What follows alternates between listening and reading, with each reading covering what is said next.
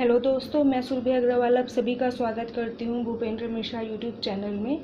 जैसा कि last class में मैंने बोला था कि आज से कुछ हम लोग नया स्टार्ट करने वाले हैं, तो वो नया टॉपिक आपका होगा एनसीएफ 2005, मतलब नेशनल करिकुलम फ्रेमवर्क, या फिर इसको हिंदी में हम बोल सकते हैं राष्ट्रीय पाठ्यचर्या रूपरेखा।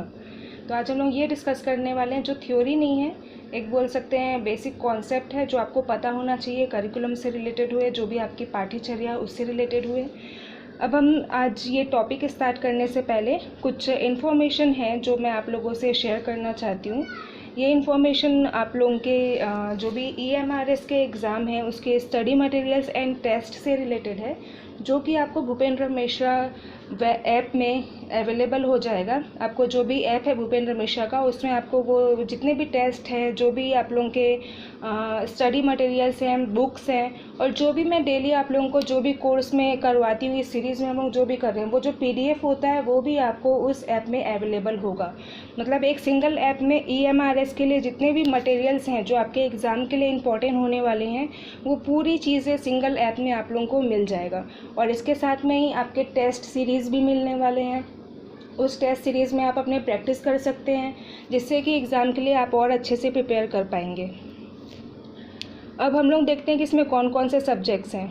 Hindi, English, computer, maths, reasoning, pedagogy और इंडिया जीएस एंड सीए, जो भी करंट अफेयर्स हैं, ये आपके पेपर 1 के नोट्स होंगे। पेपर 2 आप लोगों का स्पेसिफिक सब्जेक्ट रिलेटेड होता है, तो वो थोड़ा सा आपको खुद से प्रिपरेशन करना है। लेकिन जो पेपर 1 के कंटेंट हैं वो मैक्सिमम ऑलमोस्ट सभी आपके जो टॉपिक्स हैं, जितने भी कोर्सेज हैं, जितने भी सिलेबस हैं, वो पूरा आपको इसमें कवर होने वाला है। और जो भी टीचर्स आपको यहाँ पे कंटेंट दे रहे हैं, वो सब आपको इतने अच्छे से मेहनत करके पढ़ा रहे हैं कि आपका ईएमआरएस का एग्ज़ाम क्लियर हो जाए। ओके, अब इसके बारे में और थोड़े इन्फॉर्मेशन देख लेते हैं। आप लोगों को इसमें एक फ्री टेस्ट मिलने वाला है, आज वो अपलोड हो चुका है।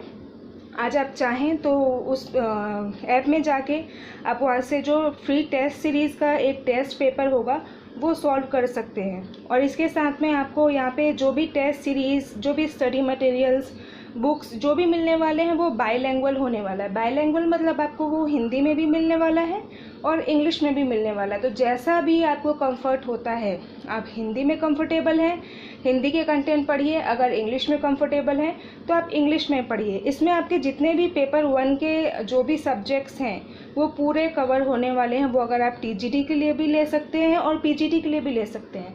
इसमें एक फ्री टेस्ट सीरीज़ के साथ में आपके टोटल 7 टेस्ट होने वाले हैं, और इस 7 टेस्ट में आपका बहुत अच्छे से प्रिपरेशन हो जाएगा आपके एकलव्य रेसिडेंशियल स्कूल के लिए।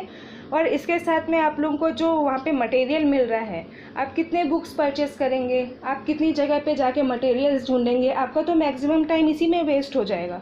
तो बेटर क्या है, एक सिंगल ऐप में अगर आपको ये सारी चीज़ें मिल रही है तो वो बेस्ट ऑप्शन है। और ये सब चीज़ें आपको इतने मिनिमल प्राइस में मिल रहा है कि ये तो आपके लिए कोई बहुत बड़ी बात नहीं है। 199 रुपीज़ बस आपको पे करना है और ये सब चीज़ें आपके ऐप में अवेलेबल हो जाएगा। और ये एक ऐसा चीज़ है, कोई भी आपको फोर्स नहीं कर रहा है कि आपको ये लेना ही है, ऐसा कुछ भी नहीं है। एटलीस्ट एक बार आप ऐप डाउनलोड करिए, डाउनलोड करने के बाद ऐप को देखिए, वहाँ पे जो फ्री टेस्ट सीरीज़ हैं वो एक बार देखिए, वहाँ फ्री टेस्ट है, एटलीस्ट वो तो दीजिए। आपको उसके लिए तो कोई पेमेंट करना नहीं है, तो एटलीस्ट जो एक फ्री टेस्ट है वो आप दे सकते हैं। तो आज ही आप ऐप डाउनलोड करिए और वो जो फ्री टेस्ट का आपका एक पेपर है वो सॉल्व करिए। और आपको अगर ऐप अच्छा लगा, अगर आपको टेस्ट अच्छा लगता है, आपको लगता है कि आपको जब पूरे स्टडी मटेरियल्स एक सिंगल ऐप में मिल रहे हैं तो वो बहुत अच्छा होगा, तो आप बिल्कुल ये जो कोर्स है वो ले सकते हैं सिर्फ 199 में। 199 बहुत ज़्यादा तो नहीं है, आप इजीली इसको ले सकते हैं और इसका यूज़ भी कर सकते हैं, जो कि आपके लिए बहुत बेनिफिशियल होगा। लेकिन फोर्सफुली कुछ भी नहीं, अगर आपको पसंद है तो लें। ओके, ठीक है। अब हम लोग अपने जो टॉपिक है वो स्टार्ट करते हैं। सबसे पहले हम लोग देख लेते हैं कि नेशनल करिकुलम फ्रेमवर्क होता क्या है। नेशनल करिकुलम फ्रेमवर्क आप लोग के 2005 में जो भी फ्रेमवर्क आया था, जो भी पाठ्यचर्या का आपका रूपरेखा आया था, उसका मेन क्या था, मेन ऑब्जेक्टिव क्या था जितने भी आपके जो टीचर्स होते हैं आप लोगों के लिए कुछ प्लानिंग करते हैं, आप लोगों के लिए कुछ वहाँ पे करिकुलम बनाते हैं, सिलेबस बनाते हैं, एक्टिविटीज़ प्लान करते हैं, ये सब चीज़ों का एक फ्रेमवर्क होता है कि कौन से क्लास के बच्चों के लिए किस टाइप की प्लानिंग करनी है, सिलेबस कैसा होना चाहिए, क्या क्या एक्टिविटीज़ होनी चाहिए और क्या किस चीज़ों से चाइल्ड को वहाँ पे अच्छा लगेगा पढ़ाई करने में। ये टोटली चाइल्ड सेंटर्ड फ्रेमवर्क था। मतलब इसमें जो भी काम हुआ है वो चाइल्ड को सेंटर में रखे हुआ है, चाइल्ड के लिए ही बेनिफिट को सोच के फ्रेमवर्क बनाया गया है। ओके, अब हम लोग आगे और देख लेते हैं, इसके थोड़े से हिस्ट्री के बारे में भी जान लेते हैं कि सबसे पहले जो भी एनसीईआरटी था, जो भी यहाँ पे आप लोग एनसीईआरटी 2005 बोल रहे हैं, वो एनसीईआरटी के अंदर में ही बना था। तो ये ऐसा नहीं है कि फ़र्स्ट टाइम 2005 में आया था, इससे पहले भी आया था, एक 1975 को, देन 1988 को, देन 2000 को आया था। अब उसको और इम्प्लीमेंट करके, मॉडिफाई करके, कुछ चेंजेस करके 2005 में जो करिकुलम आया फ्रेमवर्क, उसको हम लोग नेशनल करिकुलम फ्रेमवर्क 2005 बोलते हैं। ये जो फ्रेमवर्क था, इसमें मेन जो ऑब्जेक्टिव था, जो भी वो क्या था, आपके जो भी टेक्स्ट बुक हैं, सिलेबस हैं, इसके साथ में जो भी टीचिंग प्रैक्टिसेस हैं, वो सब में चेंजेस करना, जो कि कुछ क्लास के हिसाब से या बच्चों के हिसाब से थोड़ा बर्डन हो जा रहा था, तो उस बर्डन को कम करना, वो सब चीज़ों में चेंजेस करना ही इसका मेन ऑब्जेक्टिव था।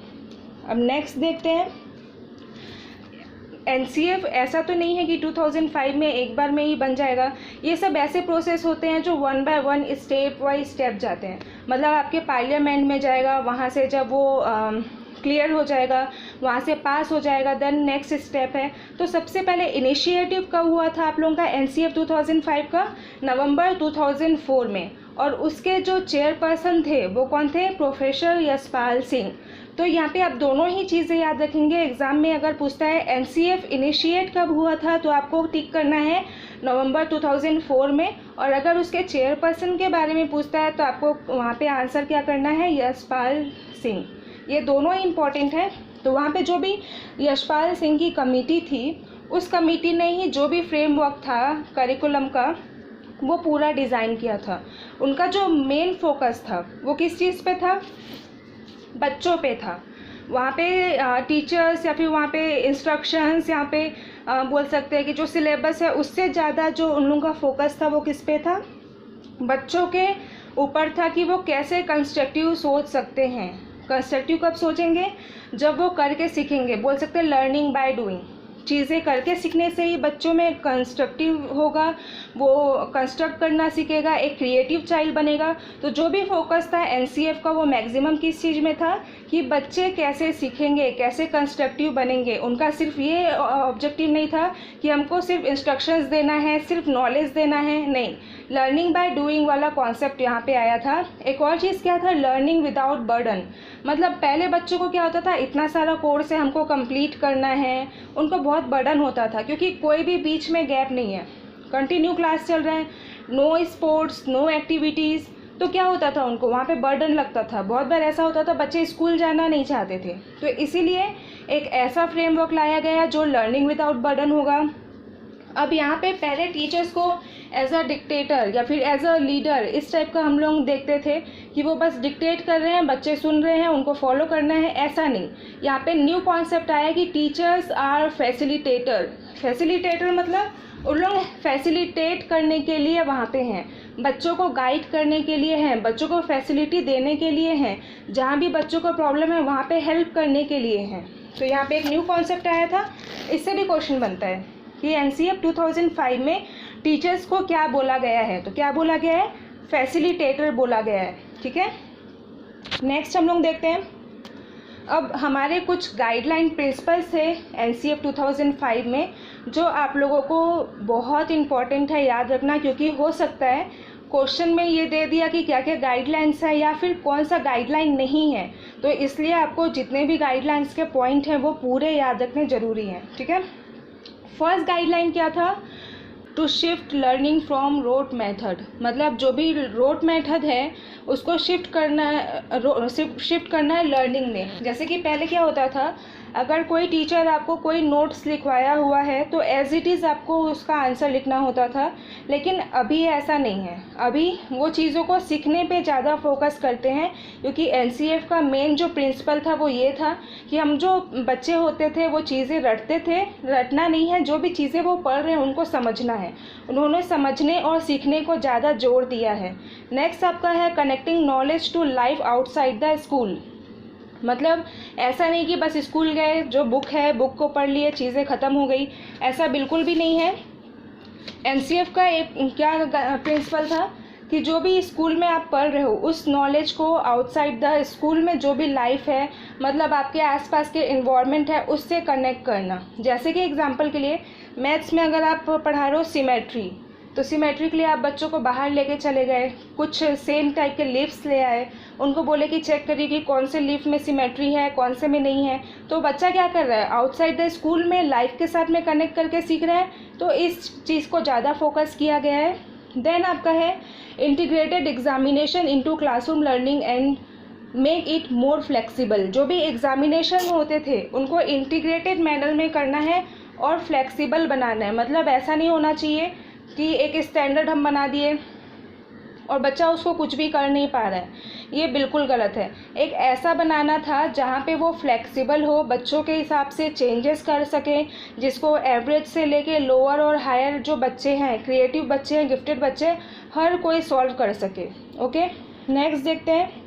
आपका जो नेक्स्ट प्रिंसिपल है वो है to enrich the curriculum so that it goes beyond the text book. हम लोग को करिकुलम को ऐसा बनाना है कि वो जो टेक्स्ट बुक के जितने भी कंटेंट है उससे भी आगे हो। मतलब ऐसा ना हो कि बच्चों को सिर्फ बुक का ही नॉलेज पता हो, आसपास का कुछ भी ना पता हो, ऐसा बिल्कुल नहीं होना चाहिए। उनको हम लोग को ऐसा बनाना है कि उसको आसपास की चीज़ें के बारे में भी पूरा पता होना चाहिए। जैसे कि आपके करेंट सिचुएशन में क्या चल रहा है, जैसे अब बुक में वो पूरा बिजी, अभी कोरोना वाला सिचुएशन चल रहा है, बच्चों को बुक में इतना बिजी रखे हो कि आसपास क्या चल रहा है उसको कुछ पता नहीं, तो उसका कोई मतलब नहीं है। तो हम लोग को ऐसा डिज़ाइन करना है कि उसके साथ में आसपास एक्टिविटी करके भी वो चीज़ें सीखे। नेक्स्ट हम लोग देखते हैं कुछ फीचर्स हैं एनसीएफ 2005 के, ये भी हम लोग को पता होना चाहिए क्या क्या फ़ीचर्स होते हैं। एक तो हम लोगों ने अभी डिस्कस किया कि जो भी नॉलेज है उसको आउटसाइड द स्कूल से हम लोग को कनेक्ट करना है। और सेकंड क्या है, आप लोग पहले देखे होंगे कि स्टूडेंट्स को बस हम लोग मैकेनिकली वहाँ पे तैयार करते हैं, मतलब सिर्फ जो लिखा है उसको करना है। जैसे हम लोग मान लेते हैं कि साइंस के कुछ चैप्टर्स हैं जिसमें कुछ प्रैक्टिकल दिया है, एज इट इज़ वो कर रहे हैं, कुछ न्यू करने का कुछ भी कोशिश नहीं करते हैं। तो वो चीज़ भी यहाँ पे चेंज हुआ। यहाँ पे बिना सोचे हुए मैकेनिकली काम करना बंद हो गया। यहाँ पे बच्चों को सोचने का ज़्यादा मौका दिया गया, अपनी जो क्रिएटिविटी है उसको यूज़ करने का ज़्यादा मौका दिया गया। ठीक है, अब देखते हैं एनसीएफ मेनली किन किन चीज़ों पे फोकस करता है। पहला तो वैसे भी बताए हुए थे कि यहाँ पे लर्निंग विदाउट बर्डन। अब जब बर्डन नहीं होगा तो वहाँ पे कोई प्रेशर नहीं होगा, बच्चा खुशी के साथ में जॉयफुल एक्सपीरियंस करेगा, वहाँ पे उसको चीज़ें बहुत पसंद आएगी, खेल खेल में वो चीज़ें सीखेगा, लर्निंग बाय डूइंग करेगा, करते करते सीखेगा। जो भी टेक्स्ट बुक है वो सबसे एग्ज़ाम ये सब के अलावा भी दूसरी चीज़ों को सीखेगा, उसका जो भी स्ट्रेस है वो भी कम हो जाएगा। ये सब को ध्यान में रख के जो भी आप लोगों के सिलेबस या करिकुलम है उसको डिज़ाइन किया गया है।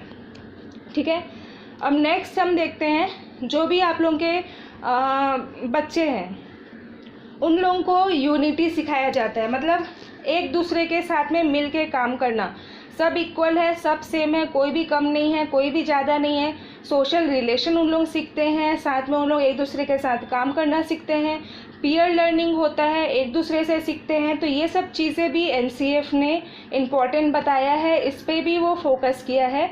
और जो एक सबसे ज़्यादा इम्पॉर्टेंट पॉइंट है एनसीएफ के हिसाब से वो है चाइल्ड सेंटर्ड अप्रोच। मतलब बच्चों को ही हमेशा सेंटर में रखना है और उसको जो ज़रूरत है उसके हिसाब से हम लोग उसको हमें गाइड करना है।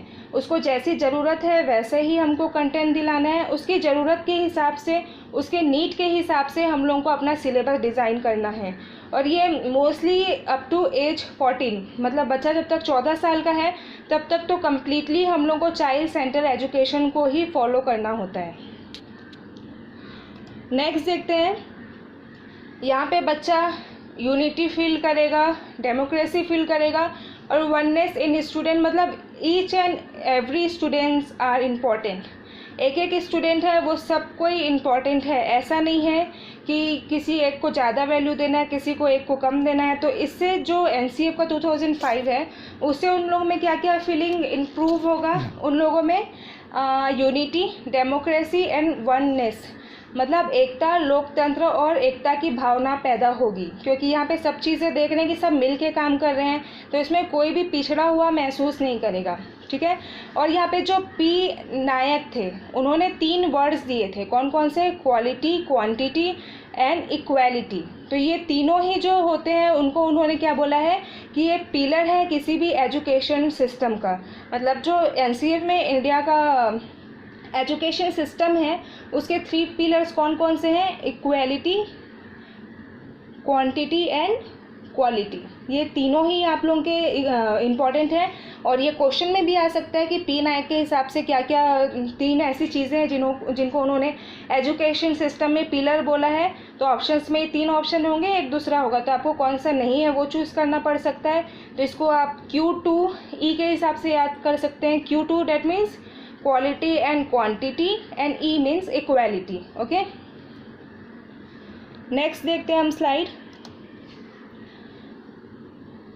करिकुलम को हम ये पहले ही डिस्कस कर चुके हैं कि जो भी करिकुलम डिज़ाइन होगा उसको हम लोग ऐसा बनाएंगे कि जो भी टेक्स्ट बुक के कंटेंट है उससे ज़्यादा उनको मिले।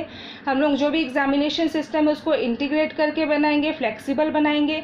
ये सब चीज़ें ऑलरेडी हम लोग डिस्कस कर चुके हैं, ये गाइडलाइंस प्रिंसिपल में भी है और ये आप लोगों के एनसीएफ ने ये सब चीज़ों पर ज़्यादा फोकस भी किया है, तो पहले ही एक्सप्लेन कर चुके हैं तो दोबारा करने की ज़रूरत नहीं है।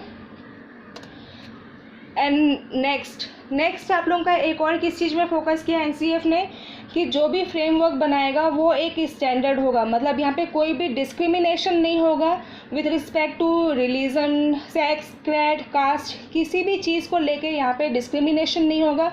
सबके लिए एक स्टैंडर्ड फ्रेमवर्क होगा। मतलब वो फीमेल है, मेल है या फिर कौन से कास्ट से है, इससे कोई मतलब नहीं है, सबके लिए सेम स्टैंडर्ड फ्रेमवर्क डिज़ाइन किया गया है।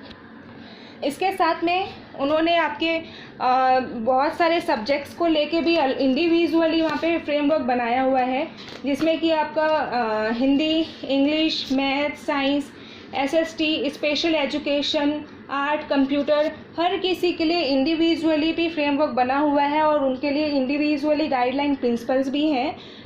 ठीक है, लेकिन जो इम्पोर्टेंट है वो आपका है 3 लैंग्वेज फार्मूला। 3 लैंग्वेज फार्मूला मतलब क्या है?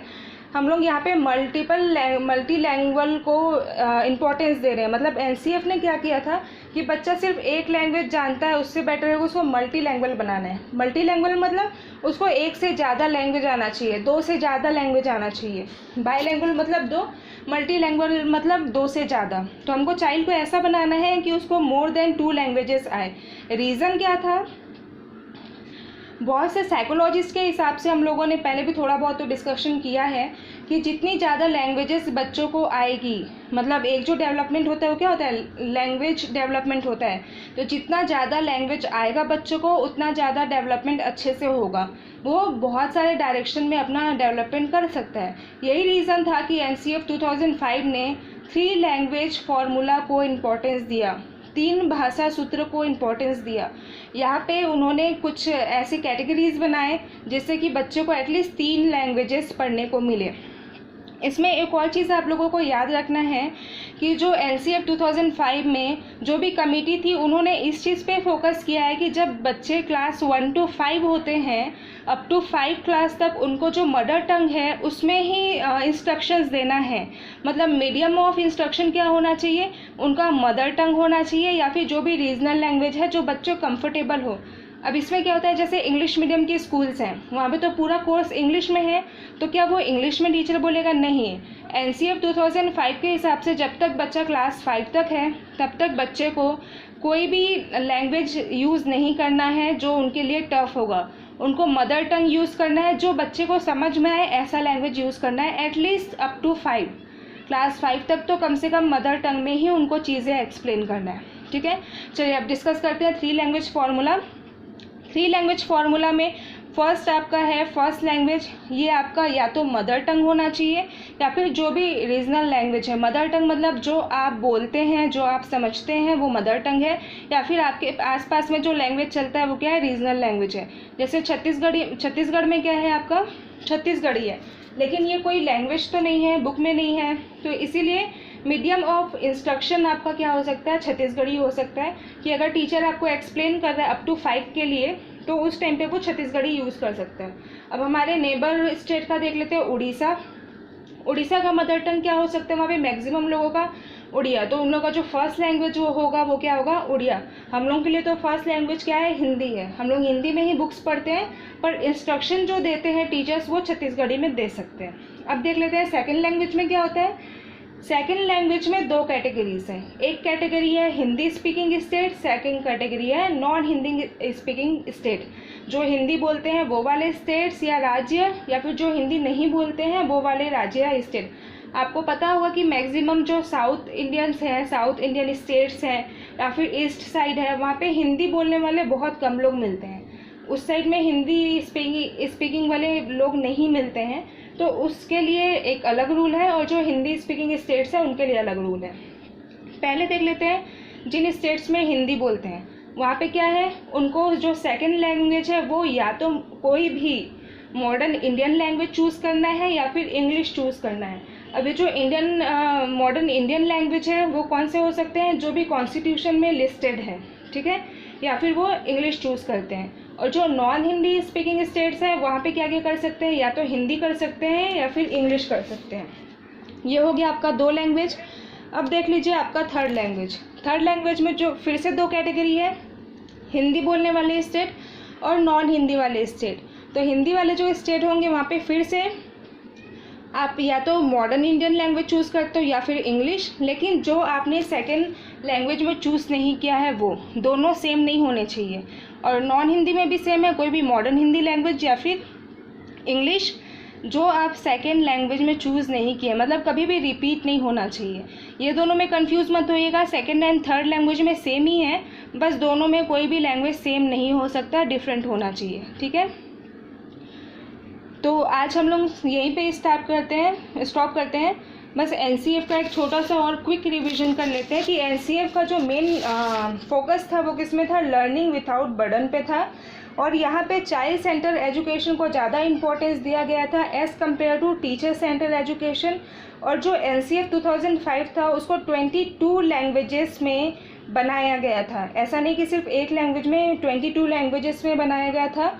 और इसको 17 स्टेट में इम्प्लीमेंट भी किया गया था। और इम्प्लीमेंट करने के लिए सेंट्रल गवर्नमेंट की तरफ से 10 लाख रुपए का अमाउंट दिया गया था, जितने भी स्टेट्स इम्प्लीमेंट कर रहे थे उनको।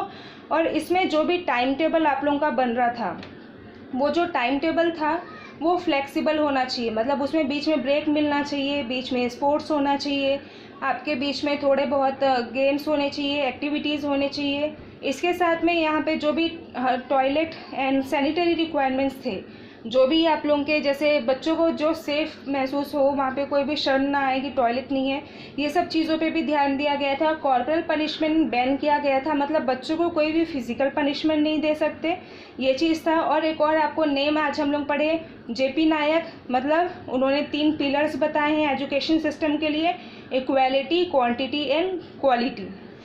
एक और चीज़ याद रखेंगे, एनसीएफ 2005 जो बना था वो हॉलिस्टिक डेवलपमेंट के लिए बना था। हॉलिस्टिक वर्ड बहुत इंपॉर्टेंट है एग्जाम के हिसाब से। हॉलिस्टिक मतलब ओवरऑल डेवलपमेंट, जिसमें पूरा का पूरा डेवलपमेंट होगा, ठीक है।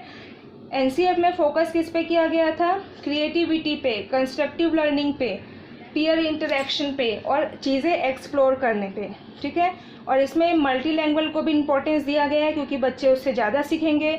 इसमें लर्निंग बाय डूइंग को इम्पोर्टेंस दिया गया है ताकि बच्चे ज़्यादा फोकस करें अपने स्किल्स पे। इसमें जो भी आपके एग्जामिनेशन सिस्टम थे या फिर सिलेबस थे उसको फ्लेक्सिबल बनाया गया था। ओवरऑल पूरे के पूरे वीडियो का ये एक समरी था। अब हम क्या करेंगे, कल क्लास में हम लोग आरटी एक्ट 2009 डिस्कस करेंगे। तो ये लास्ट के 2-3 पॉइंट्स थे जो मैंने डिस्कस किया है, वो पूरे के पूरे आपको नेक्स्ट वीडियो में और अच्छे से क्लियर हो जाएगा। ओके, तो आई होप कि आपको आज का क्लास अच्छा लगा होगा। और अगर कोई भी डाउट है तो आप प्लीज़ कमेंट कर सकते हैं और अपने क्वेश्चंस लिख सकते हैं। अगर वीडियो पसंद आया है तो आप लाइक कर सकते हैं, शेयर कर सकते हैं।